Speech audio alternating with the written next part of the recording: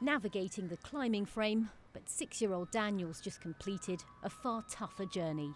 He arrived in America earlier this month from El Salvador and is now finally reunited with his mum, who made the same journey 2 years ago. She's asked not to be identified. It's riskier to travel together as a family because people take more interest in you. So it's less dangerous for the children to come on their own. Daniel made the 5,000-kilometre trip with his 2 young cousins to escape gang violence and poverty back home. What did Daniel tell you about the journey that he made? How difficult was it for him? The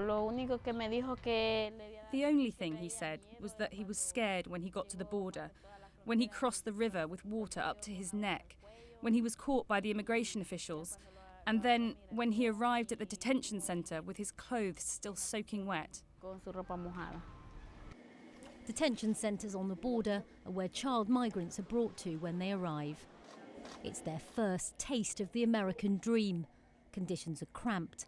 In the last 8 months alone, nearly 60,000 children crossed the border illegally. Many make the journey across the glistening waters of the Rio Grande. It separates America from Mexico and has become a focus for agents patrolling the border. You can see how deep the river is right here. Sergeant Dan Broyles polices this crossing. If a parent put their children through half of what these illegal aliens do in Texas, the parent would have been charged for child endangerment. You know, I mean, they're putting their children at risk when they do this. Here in Washington, solving the problems at the border remains a huge challenge. President Obama's described the flow of child migrants as a humanitarian crisis and says he's looking at ways to deal with cases faster. But his critics wonder how he'll speed up deportations when there's such a huge backlog in the courts.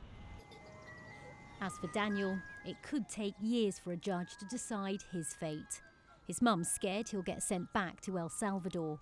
She wants her son to stay in America, a country she believes will give him a better chance in life. Rajini Vaidyanathan, BBC News, Washington.